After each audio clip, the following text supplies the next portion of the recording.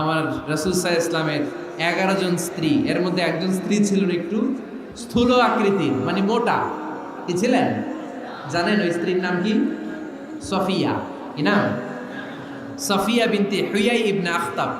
উনি আল্লাহর হাবিব সাল্লাল্লাহু আলাইহি ইসলামের সব স্ত্রীদের মধ্যে থেকে একটু স্থূলকার ছিলেন, একটু ফেটি ছিলেন, মোটা ছিলেন। আম্মা জান আয়েশা একবার ওনার প্রতি রেগে আল্লাহ রাসূল সাল্লাল্লাহু আলাইহি ইসলামের কাছে বিচার দিলেন যে আপনার মুটকি বউ। আল্লাহর হাবিব সাল্লাল্লাহু আলাইহি ইসলাম এই কথা শুনে রেগে গেলেন। আয়েশা, এটা তুমি কি বললা? তুমি সফিয়ারে মুটি বলে গালি দিলা। লাকাদ কুলতিলা কালিমাতান লাউ মুসিজাতু লা মাসাজাতিল বাহর। আয়েশা, তুমি এমন একটা কথা সফিয়ার শানে বলেছো, এই কথাটাকে যদি সাগরের মধ্যে ঢেলে দেওয়া হয়, এই কথাটার তিক্ততা আর পঙ্কিলতা পুরো সাগরের নীল পানিকে মুহূর্তে কালো করে দিবে। এজন্য খবরদার, জিহ্বা সামলান। সাহাবারা রাদিয়াল্লাহু তাআলা আনহু আজমাইন, ওনারা জিহ্বা ধরে মাঝে মাঝে জিহ্বার মধ্যে বাড়ি দিতেন আর কাঁদতেন আর বলতেন, জিহ্বা, তোর কারণে কিয়ামতের দিন আমরা আল্লাহর কাছে ধরা খেয়ে যাব। মুমিন চাইলেই এই মুখ দিয়ে যা মনে চায় বলতে পারে। আল্লাহর হাবিব সাল্লাল্লাহু আলাইহি ইসলাম বনুল মুস্তালিকের যুদ্ধে জয়লাভ করলেন। হারিস ইবনে মিরার বনুল মুস্তালিকের নেতা। শুনতেছেন আপনারা? কষ্ট হচ্ছে? আচ্ছা। হারিস ইবনে মিরার বললেন, ইয়া রাসূলুল্লাহ, আমরা ইসলাম ধর্ম গ্রহণ করলাম, কি কি নিয়ম মানতে হবে? আল্লাহর হাবিব সাল্লাল্লাহু আলাইহি ইসলাম বললেন, সালাত পড়বে, যাকাত দিবে। উনি বললেন, তাহলে যাকাত নেন। আল্লাহর হাবিব বললেন, না, এই তো মাত্র কালিমা পড়ে মুসলমান হলে হালানিল হাউল, 1 বছর অতিক্রান্ত হওয়ার পরে যাকাত দিবে। আল্লাহর হাবিব সাল্লাল্লাহু আলাইহি ইসলাম মদিনায় ফিরে আসলেন। 1 বছর পর আল ওয়ালিদ ইবনে উকবা রাদিয়াল্লাহু তাআলা আনহুকে পাঠালেন, যাও বনুল মুস্তালিকের 1 বছর পূর্ণ হয়েছে, যাকাতের সম্পদ নিয়ে আস। এইদিকে হারিস ইবনে মিরার যাকাতের সম্পদ নিয়ে, সৈন্যবাহিনী নিয়ে, নবীর দূত আসবে যাকাত কালেকশনের জন্য, ওনার জন্য মেহমানদারিতে কোনো ঘাটতি না হয়, ওয়েল রিসিপশন দেওয়ার জন্য এলাকা থেকে বের হয়ে মরুভূমির সামনে দলবল নিয়ে দাঁড়িয়ে।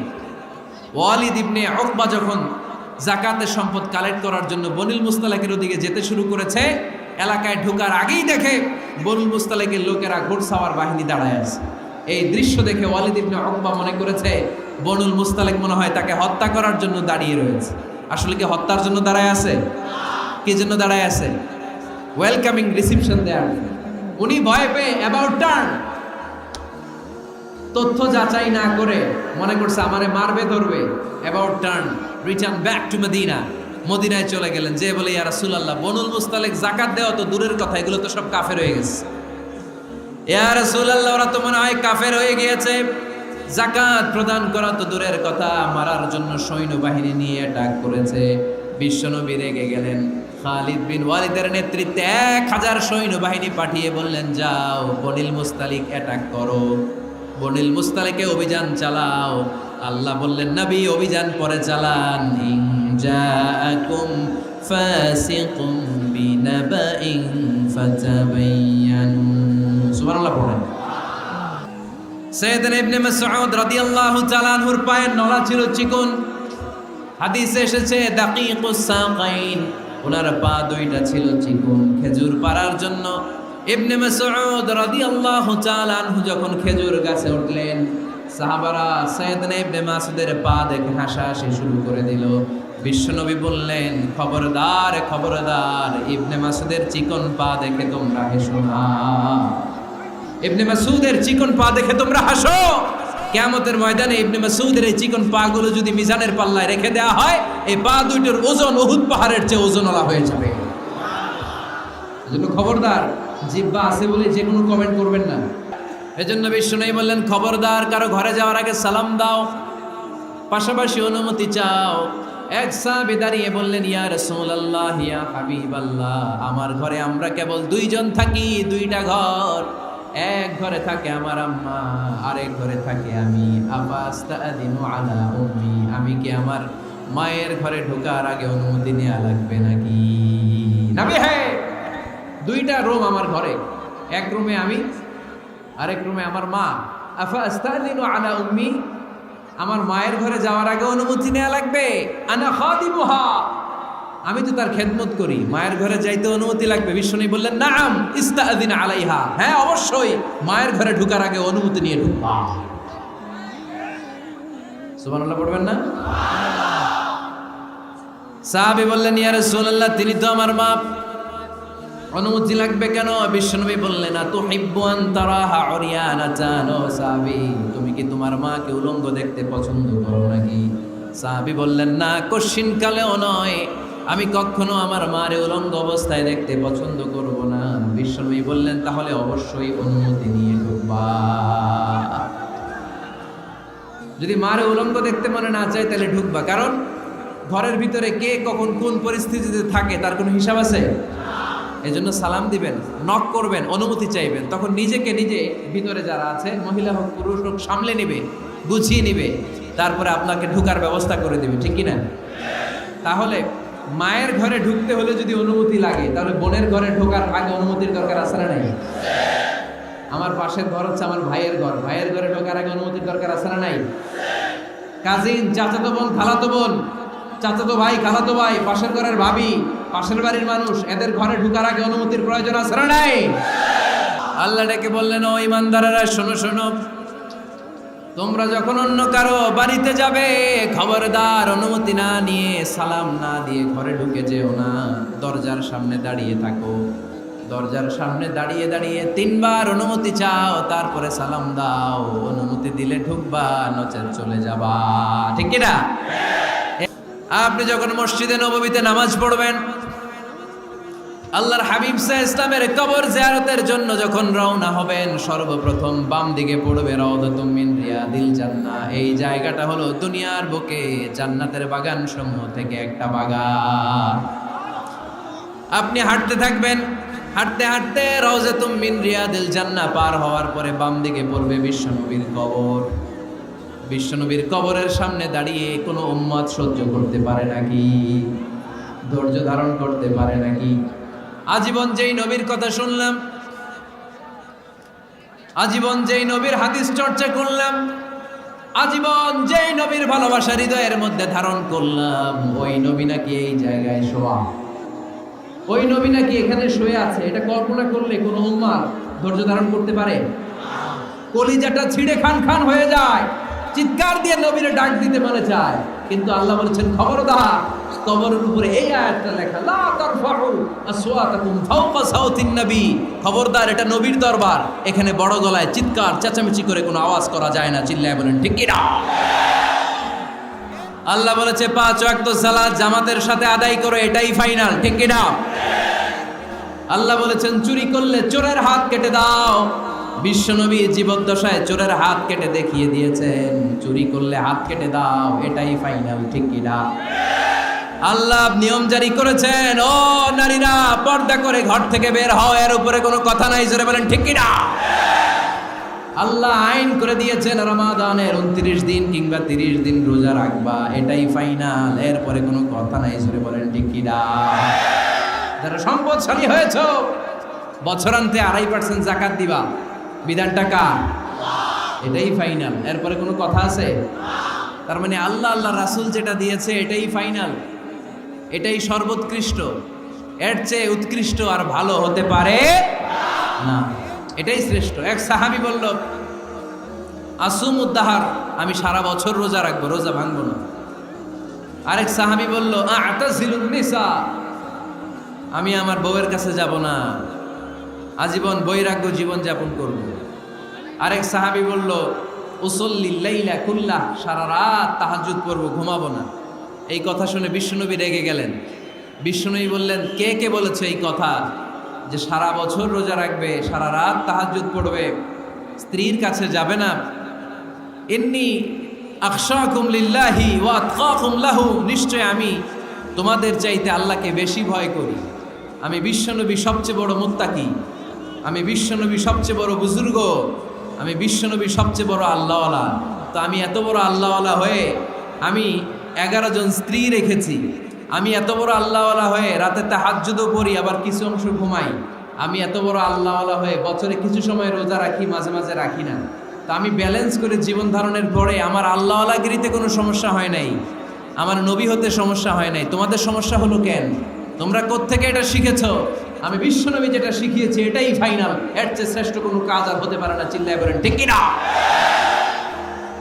আজকে আমরা সূরাতুল হুজরাত থেকে কথা শুনবো। কোন সূরা থেকে? হুজরাত। সবাই বলেন হুজরাত।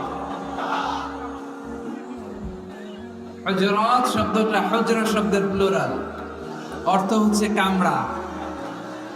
মসজিদে ইমাম সাহেবের হুজরা আছে না নাই? ইমাম সাহেবের কামরা আছে না? তা আল্লাহ রাসূল সাল্লাল্লাহু আলাইহি সাল্লামের এরকম হুজরাখানা ছিল। এট এ টাইমে আল্লাহর হাবিব সাল্লাল্লাহু আলাইহি সাল্লামের 9টা হুজরাখানা ছিল, যেখানে 9 জন বিবি বসবাস করতেন। কিছু বেদুইন লোকজন এসে কেমন করে বিশ্বনবী সাল্লাল্লাহু আলাইহি সাল্লামের সাথে আচরণ করতে হবে এটা জানতো না। তাদের মধ্যে সভ্যতা ভব্যতার ছোঁয়া স্পর্শ লাগেনি। পরে আমরা নিজেরা নিজেদেরকে যেমনি ডাকি, তারাও এসে বিশ্বনবীকে এভাবে ডাকা শুরু করলো। কারো নাম যদি হয় আব্দুল্লাহ, আব্দুল্লাহর বন্ধু তারা ডাকবে এই আব্দুল্লাহ। কারো নাম যদি হয় করিম, তার বন্ধুটা ডাকে এই করিম। কারো নাম যদি হয় আবু বকর, তার বন্ধু তার ডাকে এই আবু বকর। কিন্তু বিশ্বনবী সাল্লাল্লাহু আলাইহি ওয়াসাল্লামকে কি এই মুহাম্মদ এইভাবে ডাকা যাবে? ডাকা যাবে না। যদিও তিনি মানুষ, কিন্তু অসাধারণ মানুষ। যদিও তিনি নবী, তিনি মহানবী। তিনি সব নবীদের নবী, ঠিক কি না? As a father, as a teacher, as a commander, as a lawgiver, as a lawmaker, Muhammad is the superman of the world. সুবহানাল্লাহ পড়েন। আমার নবীর চাইতে শ্রেষ্ঠ কোনো মানুষ গোটা বিশ্বে দ্বিতীয়টা হতে পারে? আমার নবীর চাইতে the most trustworthy personality, বিশ্বস্ত মানুষ এই পৃথিবীতে হতে পারে? শিখাতে চাইলেন এই বেদুইন লোকেরা সাবধান, যাকে তোমরা ডাকছো তিনি সাধারণ মানুষ নন। তাকে ইয়া মুহাম্মদ উখরুজ ইলাইনা, এ মুহাম্মদ এই ঘর থেকে বের হয়ে আসো, এমন করে বেয়াদবের মতো ডাকা যাবে? বিশ্বনবী সাল্লাল্লাহু আলাইহি ওয়াসাল্লামকে ডাকতে হবে ইয়া নবী আল্লাহ, ওনাকে ডাকতে হবে ইয়া রাসূলুল্লাহ, ওনাকে ডাকতে হবে ইয়া হাবিবাল্লাহ। ঠিক কি না? শিষ্টাচার শিক্ষা দিলেন। আল্লাহ বুঝাতে চাইলেন তোমরা যদি অপেক্ষা করতে অনেক ভালো হতো। ওয়ালাউ আন্নাহুম সাবারু হাত্তা তাখরুজা ইলাইহিম লাকানা খায়রান লাহুম। আল্লাহর হাবিব সাল্লাল্লাহু আলাইহি ওয়াসাল্লাম দুপুরের খাবার খেয়ে গড়াগড়ি করছিলেন। আল কাইলুলা, টসিং এন্ড টার্নিং, এপাশ ওপাশ করা। শীতকালে দুপুরের খাবার খেয়ে বিছানায় শুইলে আরাম আছে না নাই? এটাকে কাইলুলা বলে। আল্লাহর হাবিব সাল্লাল্লাহু আলাইহি ওয়াসাল্লাম যখন কাইলুলা করছিল, ঠিক তখন লোকগুলো ডাকতে আরম্ভ করলো ইয়া মুহাম্মদ উখরুজ ইলাইনা, এ মুহাম্মদ আসো। আল্লাহ বললেন খবর দাও, আমার নবীকে এইভাবে ডাকা যাবে না, বরং আমার নবীকে তোমরা ডাকবে ইয়া নবী আল্লাহ, ইয়া রাসূল আল্লাহ, ইয়া হাবিব আল্লাহ বলে। সুবহানাল্লাহ বলে। আল্লাহর হাবিব সাল্লাল্লাহু আলাইহি ওয়াসাল্লাম যতক্ষণ না বের হয়ে আসে তোমাদের অপেক্ষা করা উচিত, সবর করা উচিত। আমরা অনেক সময় সবর করি না। তাহলে আমরা আমাদেরকে যেভাবে ডাকি, আল্লাহর হাবিব সাল্লাল্লাহু আলাইহি ওয়াসাল্লামকে ওইভাবে ডাকা যায়? আল্লাহ বললেন খবরদার, তোমাদের উচিত ছিল অপেক্ষা করা, যতক্ষণ না আল্লাহর হাবিব সাল্লাল্লাহু আলাইহি ওয়াসাল্লাম বিশ্রাম শেষ করে বাইরে বেরিয়ে আসে। তাই কারো বাসায় গেলে অপেক্ষা করবেন যতক্ষণ না উনি আসে, আর যাওয়ার আগে অ্যাপয়েন্টমেন্ট নিয়ে যাবেন।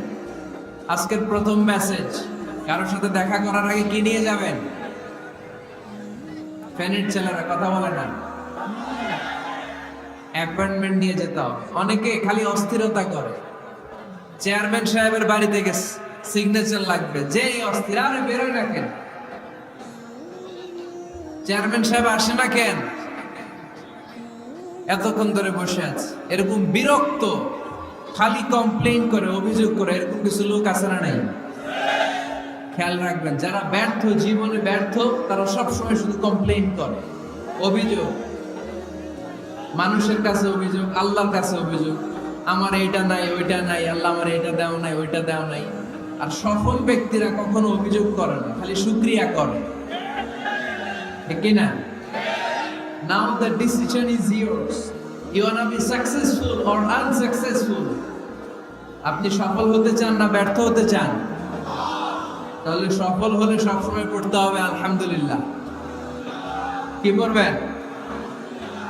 হুজুরের সাথে দেখা করতে গেছে, যে এই হুজুর আসে না কেন, কতক্ষণ ধরে বসে আছে। আরে হুজুরও মানুষ, হুজুরও অসুস্থ হয়, হুজুরেরও ফ্যামিলি আছে, হুজুরের ঘুমানো লাগে, হুজুর রোবট না। আমাদের যখন অ্যাপয়েন্টমেন্ট নেয় মেপে দেয়, হুজুর এই তো সহজ, আপনি এটা করে আসবেন, এরপরে হেলিকপ্টার রেডি, এরপরে ওইটাতে যাবেন, ওইখান থেকে হেলিকপ্টার রেডি। আমি রোবট, হুজুর কি রোবট? হুজুর তো মানুষ না। এগুলো করবেন না, ধৈর্য ধরতে শিখুন, একটু স্থির হন। স্টপ, অনেক হয়েছে আন্না, অস্থির জীবন আমরা চাই না। এই কোরআন আমাদেরকে অস্থির সময়ে স্বস্তির বাণী শোনায়, ঠিক কিনা? কিসের বাণী শোনায়? স্বস্তির বাণী। কোন সময়ে? অস্থির সময়ে স্বস্তির বাণী শোনায় কোরআন, ঠিক কিনা? এজন্য আজকের প্রথম মেসেজ হচ্ছে, কারো বাসায় গেলে পারমিশন নিতে হবে। দরজার সামনে যে আগে সালাম দিবেন 3 বার। কয়বার? অনুমতি চাইবেন, অনুমতি দিলে ঢুকবেন, অনুমতি না দিলে বের হয়ে চলে আসবেন। পারা যাবে? এজন্য রব্বুল আলামিন বলেন, ইয়া আইয়ুহাল্লাযীনা আমানু লা তাদখুলু বুয়ুতান গায়রা বুয়ুতিকুম হাত্তা তাস্তানিসু ওয়া তুসাল্লিমু আলা আহলিহা যালিকুম খায়রুল লাকুম লাআল্লাকুম তাযাক্কারুন। সুবহানাল্লাহ পড়ে। আল্লাহ ডেকে বললেন, ও ঈমানদারেরা শোনো শোনো, তোমরা যখন অন্য কারো বাড়িতে যাবে, খবরদার অনুমতি না নিয়ে, সালাম না দিয়ে ঘরে ঢুকে যেও না। দরজার সামনে দাঁড়িয়ে থাকো, দরজার সামনে দাঁড়িয়ে দাঁড়িয়ে 3 বার অনুমতি চাও, তারপরে সালাম দাও। অনুমতি দিলে ঢুকবা, নচেত চলে যাবা, ঠিক কি না? এই আইনটা কার? ফেনীবাসী কি আইনটা মনে রাখতে পারবে? কারো বাসায় যাওয়ার আগে অ্যাপয়েন্টমেন্ট নিয়ে যাবে, আর যে হুট করে দরজার ভিতরে ঢুকে যাব না, অপেক্ষা করব। You have to wait. তিনি আসতে বললে একবারে ঢুকবো, মনে থাকবে? কারো ঘরে অনুমতি না নিয়ে ঢুকা কবিরা গুনাহ। কি গুনাহ? আমরা এগুলোর ইসলাম মনে করি না, আমরা ম্যানার জানি না, আমরা সোশ্যাল নর্মস জানি না। আমরা মনে করি নামাজ, রোজা, হজ, যাকাত, জিকির এগুলাই ইসলাম, ঠিক কিনা?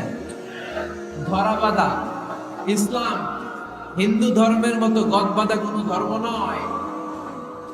আমাদের মসজিদ এটা গির্জা, প্যাগোডা, সিনাগগ আর গুরুদ্বারার মতো যে কোনো ইবাদতগাহ নয়। আমাদের মসজিদগুলো আমাদের সামাজিক ঐক্যের কেন্দ্রবিন্দু। আমাদের ইসলাম হচ্ছে আমাদের জীবন চালানোর মেথোডোলজি। কেমন করে এই লাইফটা সুন্দর হবে, স্মুথ হবে, তার সব নির্দেশনা কোরআনের ভেতরে আছে না নাই? এজন্য বিষ্ণু বললেন, খবরদার কারো ঘরে যাওয়ার আগে সালাম দাও, পাশাপাশি অনুমতি চাও।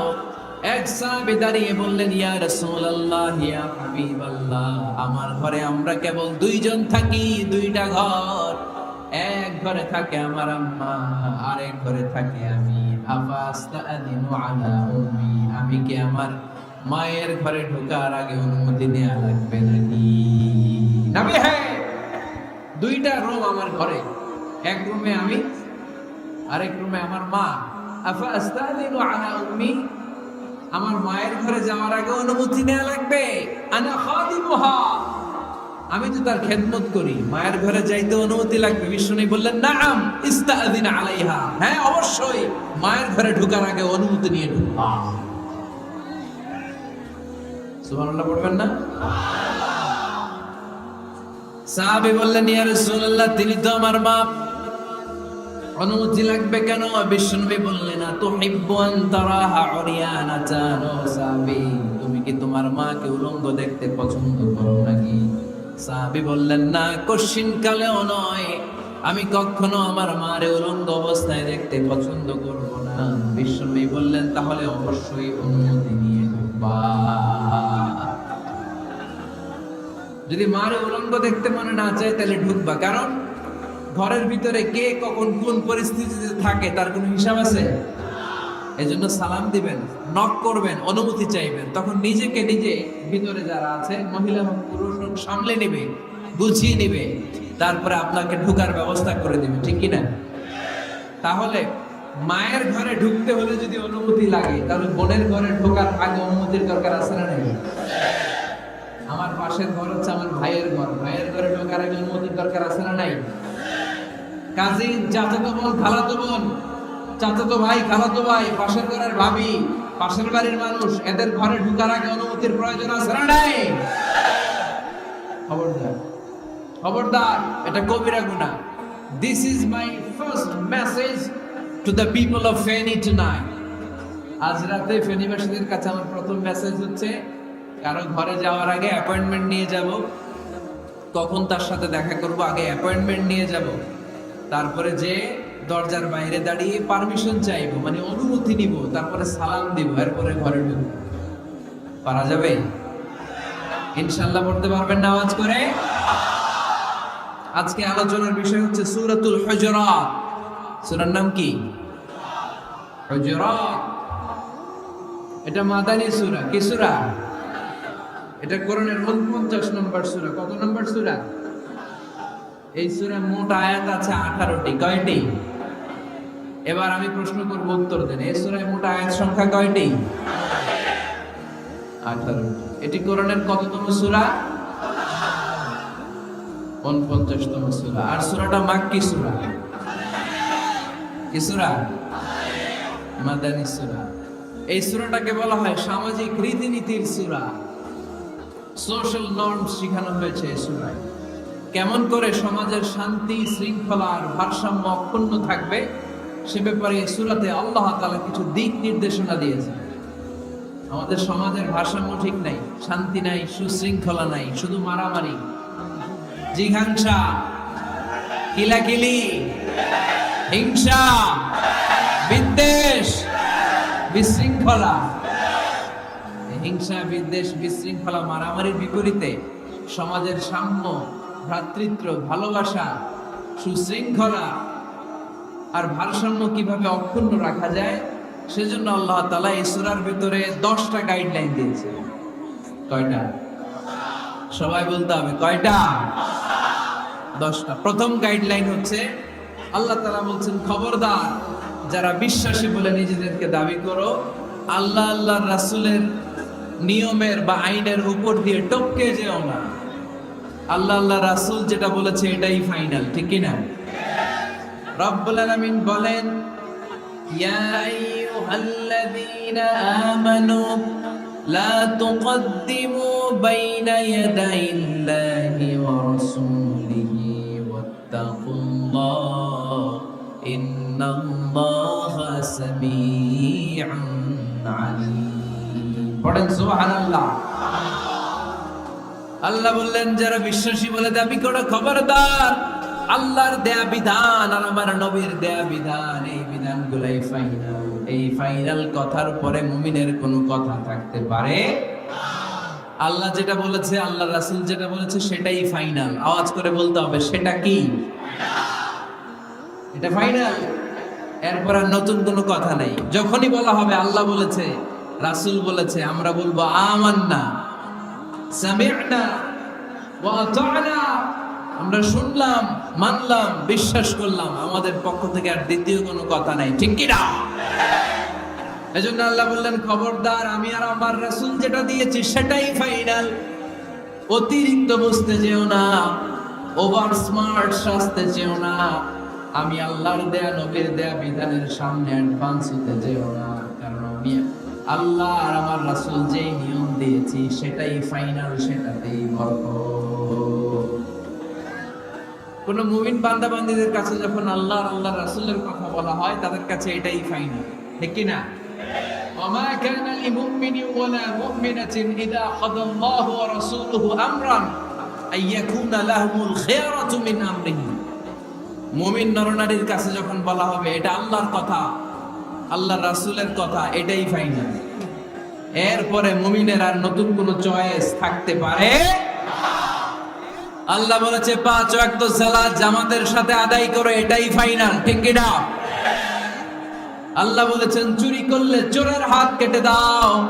বিশ্বনবী জীবদ্দশায় চোরের হাত কেটে দেখিয়ে দিয়েছেন, চুরি করলে হাত কেটে দাও, এটাই ফাইনাল, ঠিক কি না? আল্লাহ নিয়ম জারি করেছেন, ও নারীরা পর্দা করে ঘর থেকে বের হও, এর উপরে কোনো কথা নাই, জোরে বলেন ঠিক কি না? আল্লাহ আইন করে দিয়েছেন রমাদানের 29 দিন কিংবা 30 দিন রোজা রাখবা, এটাই ফাইনাল, এরপরে কোনো কথা নাই, জোরে বলেন ঠিক কি না? যারা সম্পদশালী হয়েছো বছরান্তে 2.5% যাকাত দিবা, বিধানটা কার? এটাই ফাইনাল, এরপরে কোনো কথা আছে?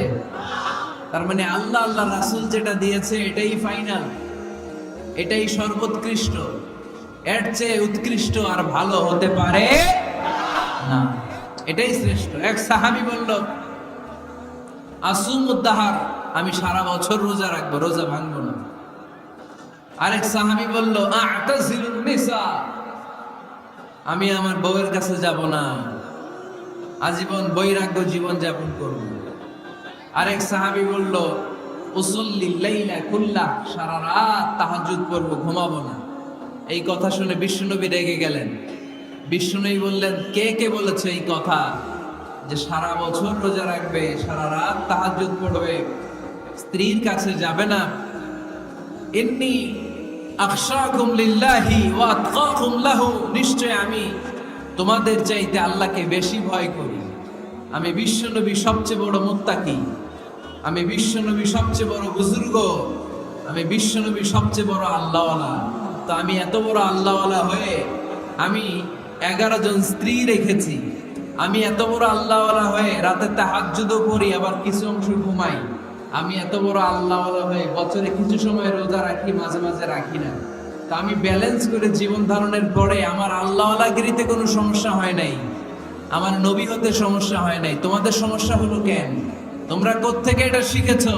আমি বিশ্বনবী যেটা শিখিয়েছি এটাই ফাইনাল, এর চেয়ে শ্রেষ্ঠ কোনো কাজ আর হতে পারে না। চিল্লায় বলেন ঠিক কি না? ফজরের ফরজ নামাজ কার আগে? আওয়াজ করে বলেন, বিধানটা কার? আপনি যদি বলেন আমি একটু বাড়ায় পড়বো, 3 রাকাত পড়বো, সওয়াব বেশি হবে না? কারণ আপনি অ্যাডভান্স হয়েছে। লা তুকদ্দিমু বাইনা ইয়াদাই আল্লাহি ওয়া রাসূলিহি, খবরদার আল্লাহ আল্লাহ রাসূলের উপর অ্যাডভান্স হয়েও না। রমাদানের রোজা 30টা, আপনি যদি বলেন 35টা রাখবেন, ফেনের ভাইয়েরা রমজানের পরে আরো 5টা যদি একাধারে রাখেন, রমজান মনে করে আল্লাহ কবুল করবে? কবুল করবে? তার মানে আল্লাহ আল্লাহ রাসূল যেটা বলেছে এটাই ফাইনাল, এর চেয়ে বেশি কিছু আর ইবাদত করা যাবে, এর চেয়ে শ্রেষ্ঠ ইবাদত হতে পারে না। বিষ্ণু ইসলাম বললেন সারা রাত তাহাজ্জুদ পড়লে এটা শ্রেষ্ঠ ইবাদত নয়, বরং রাতের কিছু অংশ ঘুমাবা, কিছু অংশ তাহাজ্জুদ পড়বা। আইয়ামুল বীজের রোজা রাখবা, সোম আর বৃহস্পতিবার রোজা রাখবা, আরাফার রোজা রাখবা, আশুরার রোজা রাখবা, শাওয়ালের 6 রোজা রাখবা। এর চেয়েও বেশি রাখতে চাইলে একদিন রোজা রাখবা, আরেকদিন রাখবা না, একদিন রাখবা, আরেকদিন রাখবা না। এর চেয়ে ভালো রোজা হতে পারে? হতে পারে?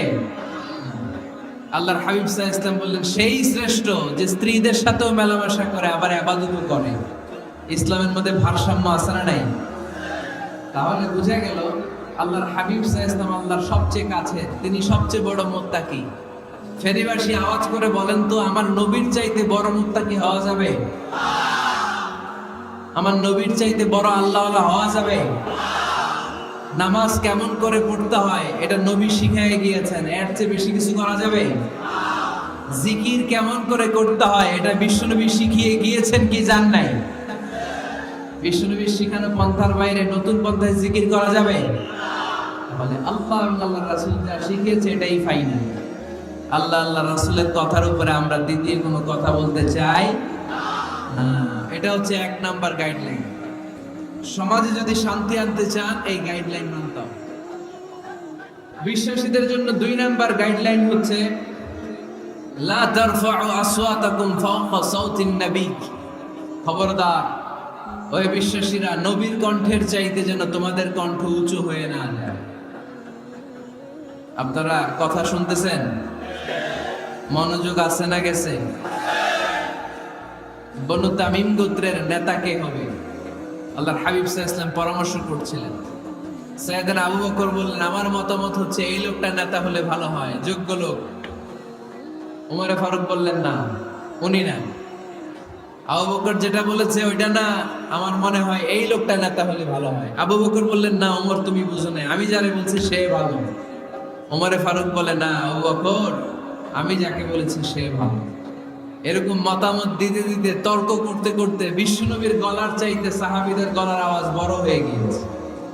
আল্লাহ এটা আরশের উপর থেকে বরদাস্ত করে নাই। আল্লাহ বলেছেন খবরদার, লা তারফাউ আসওয়াতাকুম ফাওকা সাউতিন নবী। নবীর কণ্ঠের চাইতে তোমাদের কণ্ঠ যেন উঁচু হয়ে না যায়। আমার নবীকে আমি তোমাদের বন্ধু বানিয়েছি, তোমাদের কাছে রেখেছি, তার মানে এই নয় যা মন চায় তাই নবীর সাথে আচরণ করবা, ঠিক কি না? কখনো যেন নবীর কণ্ঠের চাইতে কণ্ঠ উঁচু হয়ে না যায়। যদি নবীর গলার আওয়াজের চাইতে তোমাদের গলার আওয়াজ উঁচু হয়ে যায়, তোমাদের জীবনের সব নেক আমলগুলোকে আমি বাতিল করে দেব।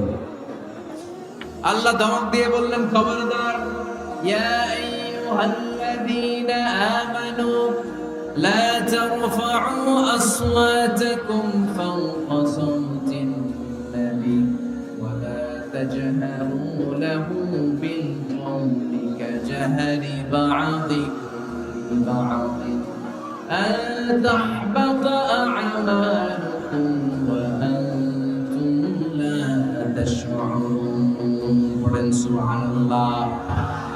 আল্লাহ বললেন খবরদার, আমার নবীর কণ্ঠের চাইতে যেন তোমাদের কণ্ঠ উঁচু হয়ে না যায়।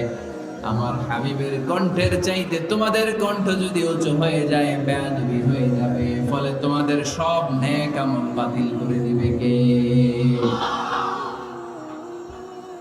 এই আয়াত নাযিল হওয়ার পরে সাহাবারা কেউ বিশ্বনবীর সামনে এসে বড় গলায় কথা বলে না, আস্তে আস্তে বলে। কেমনে বলে?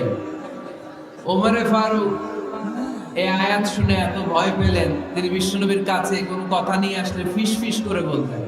বিশ্বনবী শুনতে পেতেন না, বলতেন এই ওমর কি বলছো, বুঝি না, জোরে বলো। ওমরে ফারুক সাউন্ড বাড়িয়ে জোরে বলতেন। বিশ্বনবী বলতেন এই কি বলেছো, এদিকে আসো, জোরে বলো। আমি শুনতে পাচ্ছি না, ওমর আরো জোরে বলো। ওমরে ফারুক আবার একটু সাউন্ড বাড়িয়ে আবার বলতে আরম্ভ করতেন। বিশ্বনবী বলতেন আমি শুনতে পাচ্ছি না, জোরে বলো। সুবহানাল্লাহ পড়ো। ভয় আন তাহবাতা আ'মালুকুম ওয়া আনতুম লা তাশউরুন। খবরদার, নবীর কণ্ঠের চাইতে যদি কণ্ঠ উঁচু হয়ে যায় সব নেক আমল বাতিল করে দিবে কে? আপনারা যারা হজ উমরা করেছেন, হজ আর উমরা করতে পেরেছেন কারা কারা দেখি? মাশাআল্লাহ। যারা করতে পারি নাই আমরা, আমাদেরকেও যেন আল্লাহ তাআলা তৌফিক দান করে, আমরা বলি আমিন। আমরা যেন কাবার চারপাশে তাওয়াফ করতে পারি, সাফা মারওয়ায় যেন সাই করতে পারি, আল্লাহর হাবিব সাল্লাল্লাহু আলাইহি ওয়াসাল্লামের কবরের সামনে দাঁড়িয়ে যেন আমরা সালাতু সালাম পাঠ করতে পারি। আওয়াজ করে পড়তে হবে আমিন। বিশ্বনবী সাল্লাল্লাহু আলাইহি ওয়াসাল্লামের কবরের উপরে এই আয়াতটা লেখা, যে আয়াত নিয়ে আমি এখন আপনাদের সামনে আলোচনা করছি। লা তারফাউ আসওয়াতাকুম ফাওকা সাওতিন নবী। দেখছেন না হাজী সাহেবরা, দেখে আসছেন না? আপনি যখন মসজিদে নববীতে নামাজ পড়বেন,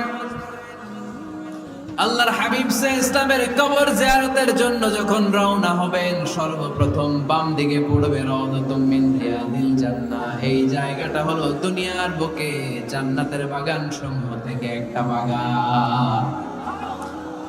আপনি হাঁটতে থাকবেন, হাঁটতে হাঁটতে রাউদাতুম মিন রিয়াদিল জান্নাহ পার হওয়ার পরে বাম দিকে পড়বে বিশ্বনবীর কবর। বিশ্বনবীর কবরের সামনে দাঁড়িয়ে কোন উম্মত সহ্য করতে পারে নাকি?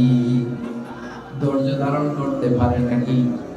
আজীবন যেই নবীর কথা শুনলাম, আজীবন যেই নবীর হাদিস চর্চা করলাম, আজীবন যেই নবীর ভালোবাসা হৃদয়ের মধ্যে ধারণ করলাম, ওই নবী নাকি এই জায়গায় শোয়া, ওই নবী নাকি এখানে শুয়ে আছে, এটা কল্পনা করলে কোন উম্মাহ ধৈর্য ধারণ করতে পারে? কলিজাটা ছিঁড়ে খান খান হয়ে যায়, চিৎকার দিয়ে নবীরে ডাক দিতে মনে চায়, কিন্তু আল্লাহ বলেছেন খবরদার, কবরের উপরে এই আয়াতটা লেখা, লা তারফাউ আসওয়াতাকুম ফাওকা সাউতিন নবী, খবরদার এটা নবীর দরবার, এখানে বড় গলায় চিৎকার চেঁচামেচি করে কোনো আওয়াজ করা যায় না। চিল্লায় বলেন ঠিক কি না? এজন্য আল্লাহ বললেন লা তারফাউ আসওয়াতাকুম ফাওকা সাউতিন নবী, খবরদার নবীর কণ্ঠের চাইতে যেন কণ্ঠ উঁচু হয়ে না যায়। এই আয়াতের হুকুম আল্লাহ হাবিব সাল্লাল্লাহু আলাইহি ওয়াসাল্লামের জীবদ্দশা অবস্থায় যেমন ছিল ঠিক এখনো এটারে বলবৎ রেখেছে কে? তাই ওইখানে আল্লাহ হাবিব সাল্লাল্লাহু আলাইহি ওয়াসাল্লামের কবরের সামনে বুক ফেটে কান্না আসে, আমার নবী, আমার পেয়ারা নবী এখানে, পেয়ারা রাসূল শুয়ে আছে, এটা জেনেও আমি চিৎকার দিতে পারি না, আমি হই হুল্লোড় করতে পারি না, আমি লাফাতে পারি না, আমি শুধু চোখের পানি ছেড়ে আমার নবীরে সালাম পাঠাতে পারি। ঠিক কিনা? এই আয়াতের হুকুম শুধু নবীর ক্ষেত্রেই প্রযোজ্য নয়, আব্বা আম্মার ক্ষেত্রেও প্রযোজ্য। আব্বা আম্মার সামনে দাঁড়িয়ে বড় গলায় কথা বলা যাবে? উস্তাদ আল আসাতিজা যারা আমাদেরকে শিখিয়েছেন তাদের সামনে বড় গলায় কথা বলা যাবে না। আধ্যাত্মিক গুরু, ইসলামী আন্দোলনের নেতা, ধর্মীয় নেতা, ওনাদের সামনেও চোখ রাঙিয়ে কথা বলা যাবে না। চিল্লায় বলেন ঠিক কি না? লা তারফাউ আসওয়াতাকুম ফাওকা সাওতিন নবী, আদব নাই সমাজে, আদব নাই, এজন্য এত মহা সমস্যা। তাহলে প্রথম মেসেজ হচ্ছে আল্লাহ আল্লাহর হাবিব যা বলেছেন ওইটাই ফাইনাল, ওইটার উপরে কোনো কথা আছে? দ্বিতীয় মেসেজ হচ্ছে নবীর দরবারে দাঁড়িয়ে বড় গলায় কথা বলা যাবে। তিন নম্বর আল্লাহ বললেন ইয়া আইয়ুহাল্লাযীনা আমানু ইন জাআকুম ফাসিকুম বিনাবাইন ফাতাবায়ানু, ও বিশ্বাসীরা, ও ঈমানদার বান্দারা, তোমাদের সামনে যদি কোনো পাপাচারী, কোনো ফাসিক যদি কোনো খবর নিয়ে আসে, খবরটা বিশ্বাস করার আগে যাচাই করে নিও। ফাতাবায়ানু ইয়ানি ফাতাসাব্বাতু আন সিহহাতিল খবর, খবরটা সহি কিনা যাচাই করার দরকার আছে না নাই? ইযা জাআকুম ইন জাআকুম ফাসিকুম বিনাবাইন ফাতাবায়ানু, ফেনীবাসী মনোযোগ দিয়ে শুনেন, কেউ যদি কোনো তথ্য নিয়ে আসে, খবর নিয়ে আসে, শুনেই হুট করে বিশ্বাস করা যাবে না। ফেসবুকে প্রায় বিভিন্ন ফেক নিউজ আছে না নাই? রুমর, গুজব আছে না নাই? আমি তখন মালয়েশিয়া, হঠাৎ করে দেখলাম নিউজের মধ্যে অনেকে স্ট্যাটাস দিতে শুরু করেছে যে পেঁয়াজের মতো লবণেরও দাম বেড়ে গেছে। এটা কি সত্য নিউজ না গুজব? জোরে বলেন। গুজব। আসলে কি লবণের দাম বাড়ছিল? বাড়ে, কিন্তু না জেনেই অনেকে শেয়ার দিচ্ছে। এই জন্য ফেসবুকে কোনো নিউজ যদি আপনি দেখতে পান, শুনতে পান, verify, justify the news whether it's true or wrong. Check, make a cross check and double check regarding the authenticity of the report. এই রিপোর্টটা সঠিক কিনা ভেরিফাই করবেন আগে, তারপরে শেয়ার মারবেন। অনেকে আছে সিলে কান নিয়ে গেছে, শুনে সিলের পিছনে দৌড়। আগে কি সিলের পিছনে দৌড়াবেন নাকি কানে হাত দিবেন? নিউজ একটা দেখলে শেয়ার দেয়া যাবে? কি করবেন? যাচাই করবেন। You have to cross check. You have to justify the news. You have to verify the news. আমরা প্রায় নিউজ একটা দেখলেই শেয়ার দেই। হয়তো একটা ভুল নিউজ আপনি শেয়ার দিয়েছেন, এই ভুল নিউজের কারণে পুরো সমাজের মধ্যে গোলমাল, এর দায়ভার আপনার কাঁধেই বর্তাবে। আওয়াজ করে বলেন ঠিক কিনা? এই ভুয়া নিউজগুলোতে আমাদের খুব আগ্রহ। ফেসবুক নিজের মন মতো ব্যবহার করা যাবে না। প্রায় ফেসবুকে অনেক রুমর পাবেন, গুজব, অনেক স্ক্যান্ডাল। অমুক নেতার গোপন ভিডিও ফাঁস। তো অমুক নেতার গোপন ভিডিও ফাঁস, তোর কি হয়েছে? তোর সমস্যা কি? ওইটা তোর শেয়ার দেওয়া লাগবে কেন? চিল্লায় বলে ঠিক কিনা? মানুষের দোষ আমরা গোপন করতে পারি না। মান সাতারা মুসলিমান সাতারাহুল্লাহু ফিদ দুনিয়া ওয়াল আখিরাহ। যে অন্যের দোষ দেখে গোপন রাখে, তার দোষগুলো গোপন রাখবে কে? ওয়া মান কাশাফা মুসলিমান কাশাফাহুল্লাহু ফিদ দুনিয়া ওয়াল আখিরাহ। যে অন্যের গোপন বিষয় প্রকাশ করে দেয়, ওর গোমর কিয়ামতের ময়দানে ফাঁস করে দিবে কে? আপনি 10 জনের সামনে অন্যের গোপন বিষয় ফাঁস করবেন, আল্লাহ লাখো মানুষের সামনে আপনারা ল্যাংটা করে ছেড়ে দিবে। লক্ষ মানুষের সামনে আপনার গোমর ফাঁস করে দিবে। খবরদার, অন্যের পিছনে লেগে থাকেন না, অন্যের দোষ খুঁজেন না, দোষ খুঁজবেন নিজের। ইন জাআকুম ফাসিকুম বিনাবাইন ফাতাবাইয়ান। মুমিন কোন তথ্য, কোন সংবাদ, কোন রিপোর্ট কিংবা নিউজ শুনলেই বিশ্বাস করে না। মুমিন আগে এটাকে যাচাই করে, বাছাই করে, জাস্টিফাই করে, ভেরিফাই করে, তারপরে সে বিশ্বাস করে। ঠিক কি না? আল্লাহর হাবিব সাল্লাল্লাহু আলাইহি ওয়াসাল্লাম বনুল মুস্তালিকের যুদ্ধে জয়লাভ করলেন।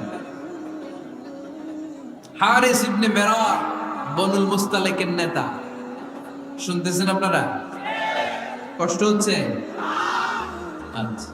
হারিস ইবনে মিরার বললেন, ইয়া রাসূলুল্লাহ, আমরা ইসলাম ধর্ম গ্রহণ করলাম, কি কি নিয়ম মানতে হবে? আল্লাহর হাবিব সাল্লাল্লাহু আলাইহি ওয়াসাল্লাম বললেন, সালাত পড়বে, যাকাত দিবে।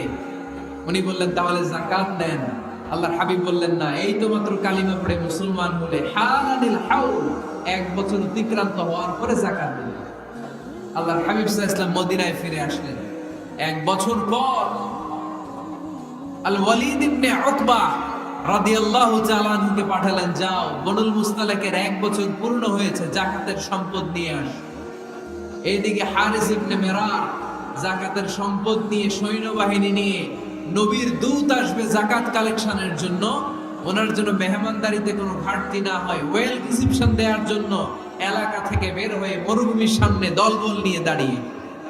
ওয়ালিদ ইবনে উকবা যখন যাকাতের সম্পদ কালেক্ট করার জন্য বনুল মুস্তালিকের ওদিকে যেতে শুরু করেছে, এলাকায় ঢোকার আগেই দেখে বনুল মুস্তালিকের লোকেরা ঘোড়সাওয়ার বাহিনী দাঁড়ায় আছে। এই দৃশ্য দেখে ওয়ালিদ ইবনে উকবা মনে করেছে বনুল মুস্তালিক মনে হয় তাকে হত্যা করার জন্য দাঁড়িয়ে রয়েছে। আসলে কি হত্যার জন্য দাঁড়ায় আছে? কি জন্য দাঁড়ায় আছে? ওয়েলকামিং রিসিপশন দেয়া। উনি ভয় পেয়ে অ্যাবাউট টার্ন, তথ্য যাচাই না করে মনে করছে আমারে মারবে ধরবে, about turn, return back to Medina. মদিনায় চলে গেলেন, যে বলে, ইয়া রাসূলুল্লাহ, বনুল মুস্তালিক যাকাত দেওয়া তো দূরের কথা, এগুলো তো সব কাফের হয়ে গেছে। ইয়া রাসূলুল্লাহ, ওরা তো মনে হয় কাফের হয়ে গিয়েছে, যাকাত প্রদান করা তো দূরের কথা, মারার জন্য সৈন্যবাহিনী নিয়ে অ্যাটাক করেছে। বিশ্বনবী রেগে গেলেন। খালিদ বিন ওয়ালিদের নেতৃত্বে 1000 সৈন্যবাহিনী পাঠিয়ে বললেন, যাও বনুল মুস্তালিক অ্যাটাক করো, বনুল মুস্তালিকে অভিযান চালাও। আল্লাহ বললেন, নবী অভিযান পরে চালান। ইন জাআকুম ফাসিকুম বিনাবাইন ফাতাবায়ানু। সুবহানাল্লাহ পড়েন। নবী হে, অভিযান পরে চালান। তথ্য যে নিয়ে আসছে ওয়ালিদ, এটা সত্য কিনা আগে যাচাই করেন। সে যে তথ্য আপনাকে সরবরাহ করেছে, এই তথ্য সঠিক নয়, সে ভুয়া তথ্য দিয়েছে, সে ভুল বুঝেছে, এখানে মিসআন্ডারস্ট্যান্ডিং হয়েছে। আপনি 1000 সৈন্যবাহিনী পাঠাবেন না। আপনার 1000 সৈন্যবাহিনী যে যদি বনুল মুস্তালিককে অ্যাটাক করে, তাহলে এই অ্যাটাকে কোনো ক্ষয়ক্ষতি হলে সবটার দায়ভার আপনার কাঁধেই বর্তাবে। চিল্লায় বলেন ঠিক কি না? আমার নবীকে শিখানোর মাধ্যমে আল্লাহ তাআলা আমাদেরকে শিখালেন, নিউজ একটা শুনলে বিশ্বাস করা যাবে না, আগে যাচাই বাছাই করার দরকার আছে না নাই? আচ্ছা, আপনার বন্ধু এসে বলল, আরে দোস্ত তুমি এইখানে, ভাবিরে তো দেখলাম বাজারে আরেক লোকের সাথে ঘুরতেছে।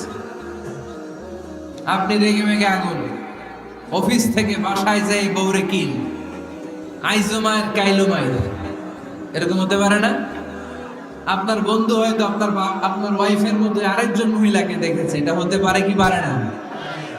আপনার ওয়াইফকে জিজ্ঞেস করেন নাই, ক্রস চেক করেন নাই, না করে আপনি ঝগড়া মারামারি শুরু করে দিয়েছেন। ছোট্ট ঝগড়া থেকে বিচ্ছেদের দিকে, ডিভোর্সের দিকেও যেতে পারে, এরকম আছে না নাই?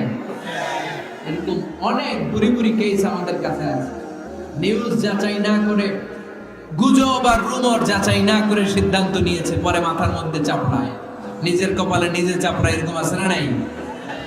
তাহলে আল্লাহ তাআলার দেয়া 3 নাম্বার গাইডলাইন হচ্ছে কোন তথ্য শুনেই বিশ্বাস করা যাবে না, আগে যাচাই করতে হবে। আগে কি করতে হবে? যাচাই করতে হবে। যাচাই বাছাই ছাড়া আজ থেকে ফেসবুকে আমরা আর কোন নিউজ শেয়ার দিব? দিবেন?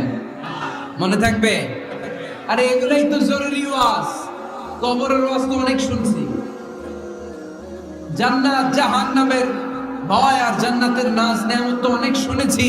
সমাজটারে শান্তিপূর্ণ ভারসাম্যপূর্ণ করার দরকার আছে না নাই?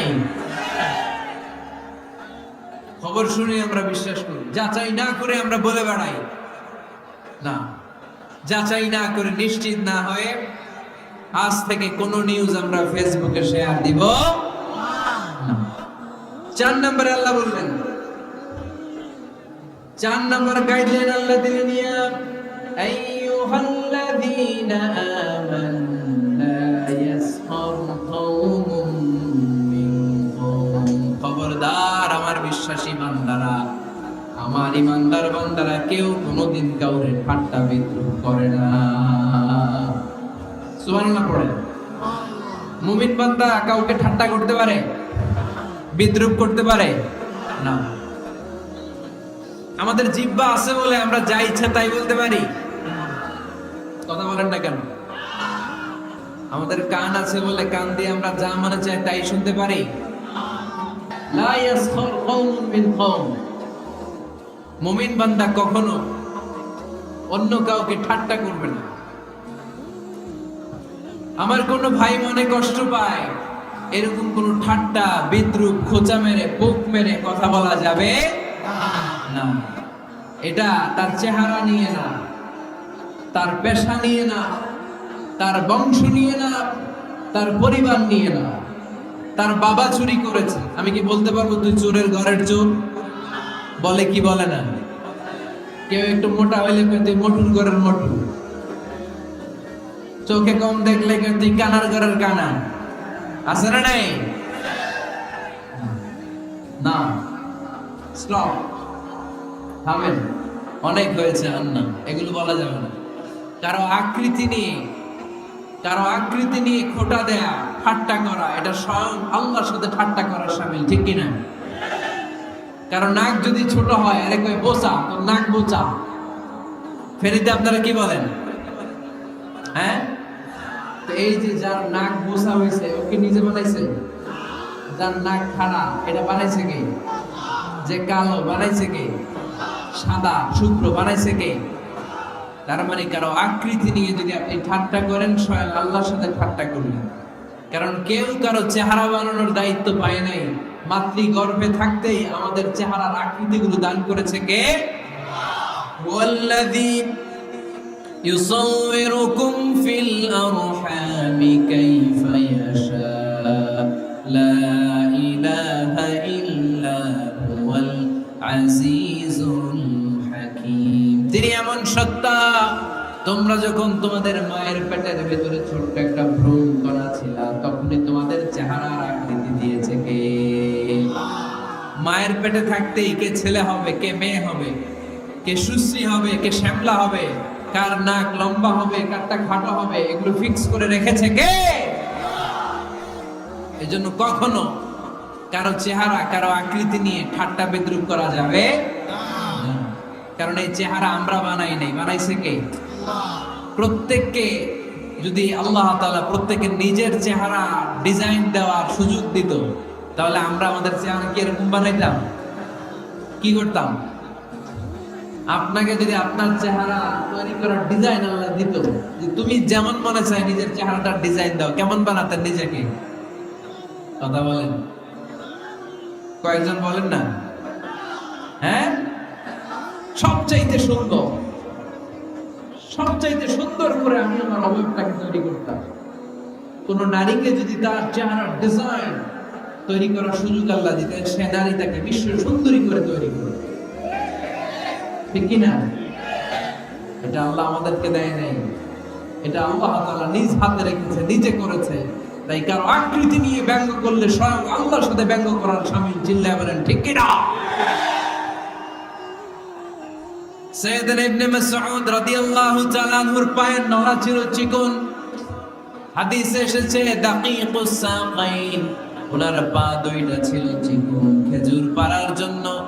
ইবনে মাসউদ রাদিয়াল্লাহু তাআলা আনহু যখন খেজুর গাছে উঠলেন, সাহাবারা সাইয়েদনা ইবনে মাসউদের পা দেখে হাসাহাসি শুরু করে দিল।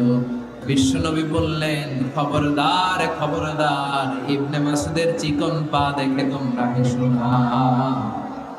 ইবনে মাসউদের চিকন পা দেখে তোমরা হাসো। কিয়ামতের ময়দানে ইবনে মাসউদের এই চিকন পা গুলো যদি মিজানের পাল্লায় রেখে দেওয়া হয়, এই পা দুইটার ওজন উহুদ পাহাড়ের চেয়ে ওজনওয়ালা হয়ে যাবে। এজন্য খবরদার, জিহ্বা আছে বলে যে কোনো কমেন্ট করবেন না। এই আবার কি হয়েছে দেখ, আওয়াজ কেন?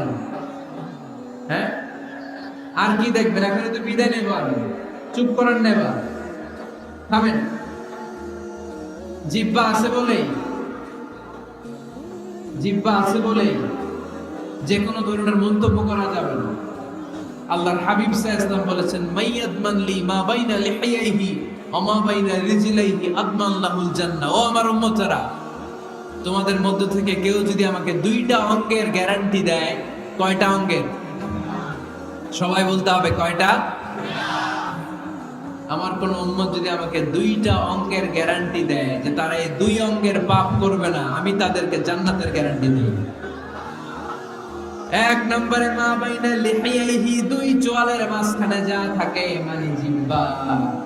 আমার কোন উম্মত যদি আমার গ্যারান্টি দেয় জিহ্বা দিয়ে কোনো মিথ্যা বলবে না, কাউরে বাজে কথা বলবে না, ঠাট্টা বিদ্রোহ করবে না, জিহ্বা দিয়ে যে পাপ কাজগুলো হয় এগুলো করবে না। আর দুই রানের মাঝখানে যে অংশ আছে লজ্জাস্থান, এই দুইটা অঙ্গের গ্যারান্টি যদি আমার কোন উম্মত আমারে দেয়, আমি আমার ওই উম্মতকে জান্নাতের গ্যারান্টি দিয়ে দেব। খবরদার ফেনীবাসী, খবরদার। মন চাইলেই যা মনে চায় মুখ দিয়ে বলা যাবে। আমার রাসূল সাল্লাল্লাহু আলাইহি ওয়াসাল্লামের 11 জন স্ত্রী, এর মধ্যে একজন স্ত্রী ছিলেন একটু স্থূল আকৃতি, মানে মোটা। কি ছিলেন জানেন? ওই স্ত্রীর নাম কি? সফিয়া। কি নাম? সফিয়া বিনতে হুয়াই ইবনে আখতাব। উনি আল্লাহর হাবিব সাল্লাল্লাহু আলাইহি ওয়াসাল্লামের সব স্ত্রীদের মধ্যে থেকে একটু স্থূলকার ছিলেন, একটু ফেটি ছিলেন, মোটা ছিলেন। আম্মা জান আয়েশা একবার ওনার প্রতি রেগে আল্লাহ রাসূল সাল্লাল্লাহু আলাইহি ওয়াসাল্লামের কাছে বিচার দিলেন যে আপনার মুটি বউ, মুটকি বউ। আল্লাহর হাবিব সাল্লাল্লাহু আলাইহি ওয়াসাল্লাম এই কথা শুনে রেগে গেলেন। আয়েশা, তুমি কি বললা? তুমি সফিয়ারে মুটি বলে গালি দিলা। লাকাদ কুলতিলা কালিমাতান লাউ মুসিজাতু লা মাসাজাতিল বাহর। আয়েশা, তুমি এমন একটা কথা সফিয়ার শানে বলেছো, এই কথাটাকে যদি সাগরের মধ্যে ঢেলে দেওয়া হয়, এই কথাটার তিক্ততা আর পঙ্কিলতা পুরো সাগরের নীল পানিকে মুহূর্তে কালো করে দিবে। এজন্য খবরদার, জিহ্বা সামলান। সাহাবারা রাদিয়াল্লাহু তাআলা আনহু আজমাইন, ওনারা জিহ্বা ধরে মাঝে মাঝে জিহ্বার মধ্যে বাড়ি দিতেন আর কাঁদতেন আর বলতেন, জিহ্বা তোর কারণে কিয়ামতের দিন আমরা আল্লাহর কাছে ধরা খেয়ে যাব। মুমিন চাইলে এই মুখ দিয়ে যা মনে চায় বলতে পারে।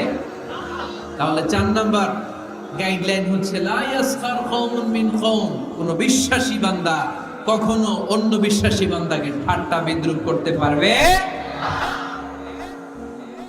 5 নম্বরে আল্লাহ বললেন, ওয়ালা তালমিজু আনফুসাকুম, খবরদার অন্যের দোষ খুঁজবা না। ও আমার বিশ্বাসী বান্দারা, নিজের দোষ খোঁজো, অন্যের দোষ খোঁজো না। দেখেন সমাজটারে শান্তিপূর্ণ বানানোর জন্য আল্লাহর পক্ষ থেকে কি সুন্দর মোরাল এন্ড ইথিক্যাল ইনস্ট্রাকশনস, কি চমৎকার গাইডলাইন। অন্যকে ঠাট্টা করো না। ওয়ালা তালমিজু আনফুসাকুম, নেভার ডিফেম ইচ আদার, একে অপরের দোষ খোঁজো না, নিজের দোষ খোঁজো। কার দোষ খুঁজবেন? আরো জোরে বলতে হবে, কার দোষ খুঁজবেন? অন্যের দোষ খোঁজা যাবে?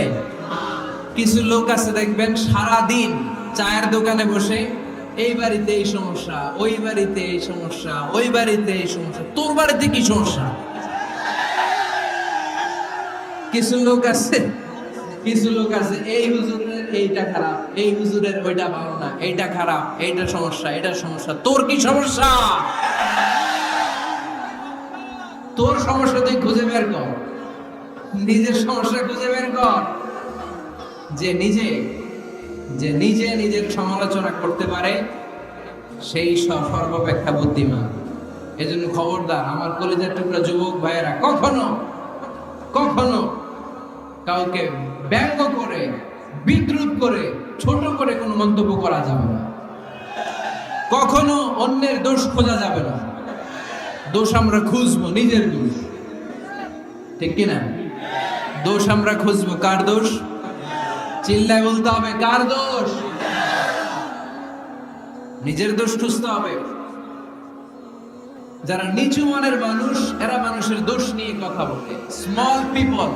Small people talk about people. Average people talk about things and stories. And great people talk about ideas. যারা নিচু মানের মানুষ, এরা মানুষের দোষ নিয়ে কথা বলে। যারা মাঝারি ধরনের মানুষ, এরা এলাকার ঘটনা বিভিন্ন বিষয় নিয়ে কথা বলে। আর যারা বড় মনের মানুষ, এরা আইডিয়া নিয়ে কথা বলে। তারা তাদের আইডিয়াকে কাজে লাগিয়ে সমাজটারে পাল্টে দিতে চায়। যুগ জামানা পাল্টে দিতে চাই না অনেকজন, এক মানুষই আনতে পারে জাতির জাগরণ। এক মানুষই বিপদকালে বাঁচায় কাফেলা, ক্ষুদ্র ডিঙ্গি বাঁচায় জাহাজ অসীম দরিয়ায়। এজন্য নিজেকে শুধরাতে হবে। ওয়ালা তালমিজু আনফুসাকুম, অন্যের দোষ খোঁজো না, নিজের দোষ খোঁজো। তাহলে ফেনীবাসীরা, এই হোক আমাদের স্লোগান, আমরা নিজেদের দোষ খুঁজবো বেশি, অন্য কারো দোষ কখনো খুঁজবো না। আপনি নিজে ঠিক হয়ে যান, দুনিয়া এমনি ঠিক হয়ে যাবে। নিজে ঠিক, দুনিয়া ঠিক। নিজেকে শুধরান।